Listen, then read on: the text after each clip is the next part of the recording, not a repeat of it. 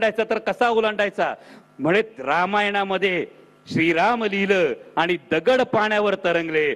सर्वसामान्य जनतेला भारतरत्न डॉक्टर बाबासाहेब आंबेडकरांनी संविधान दिलं आणि विषमतेच्या सागरावर सर्वसामान्य माणूस तरुण गेला. आणि म्हटलं सगळ्यात शेवटचं राहिलं, या वानर सेनेचं मनोधैर्य वाढलं. त्या हनुमंतानं जेव्हा उड्डाण केलं तेव्हा वानर सेनेचं मनोधैर्य वाढलं. ते मनोधैर्य कसं वाढणार तेव्हा तात्यांनी सांगितलं, सर्वसामान्य प्रत्येक पक्षातला कार्यकर्ता जेव्हा कंबर कसून ताठ मानेनं लढायला उभा राहील ती प्रत्येकाची हनुमान उडी असेल. ती उडी घेण्यासाठी फक्त तुम्हाला विनंती करतोय, कलियुगातलं सुद्धा रामायण बदलू शकेल. त्यानंतर अनेक पत्रकारांनी विचारलं, पण याचं निमंत्रण मिळालंय का? आपल्यापैकी अनेकांना प्रश्न विचारला असेल, निमंत्रण आलं का? राम मंदिराच्या उद्घाटनाचं निमंत्रण आलं का? म्हणलं राम मंदिर होतं ही आनंदाची गोष्ट आहे, त्याच्या निमंत्रणाची कशाला वाट बघायची? कारण संत शिरोमणी सावतामाळी महाराज हे अरणला राहायचे. अरण पंढरपूर पासून फार जवळ होतं. अरण पंढरपूर पासून फार जवळ होतं तरी संत शिरोमणी सावता महाराज हे अरणला गेले नाहीत. तर त्यांच्या भक्तीमुळे, कारण कांदा मुळा भाजी अवघी विठाई माझी म्हणत कर्माला भक्ती मानणाऱ्या संत शिरोमणी सावतामाळी महाराजांना भेटायला पांडुरंग पंढरीवरून अरणला आले. जर हा आदर्श आपल्या समोर असेल तर कर्मामध्ये असणं हे जास्त महत्वाचं. आता आपण ऐकतोय अबकी बार 400 पार, ऐकलं ना? हा ऐकलंय? काय वाटतं?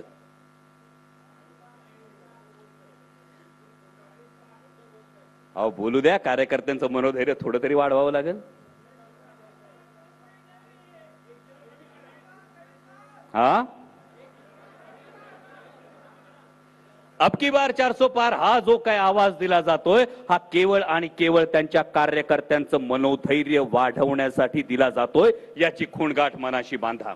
2019च्या निवडणुकांचा आपण जर विचार केला तर फक्त 38% मतं ही भारतीय जनता पक्षाकडे आहेत. किती? फक्त 38% मतं.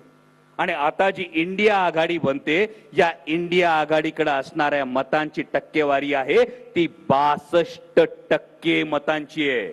आणि 62% 38%पेक्षा कधीही जास्त असतात.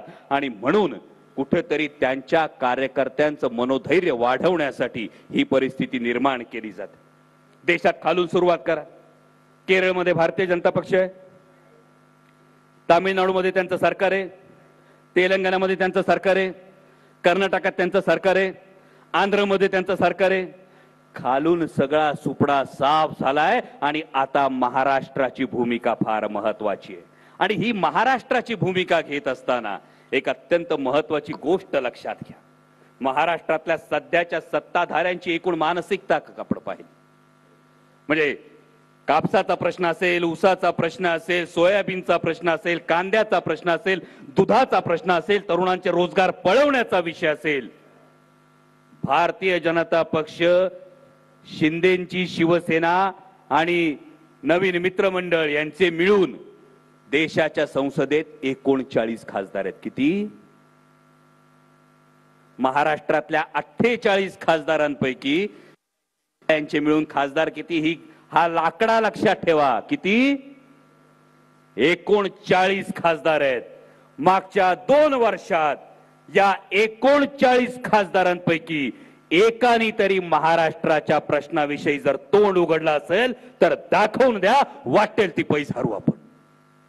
आणि म्हणून महाराष्ट्र हा विचार करतोय. 2019 निवडून दिले, त्यातले 39 खासदार निवडून दिले.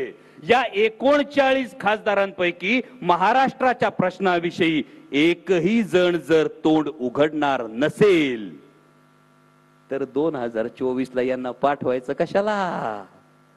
हा कळीचा मुद्दा आहे. आणि हा मुद्दा घेतल्यानंतर या पुढच्या काळामध्ये सेनापती बापटांचं जे कविता आहे, महाराष्ट्र मेला तर राष्ट्र मेले, का करावं लागणार आहे?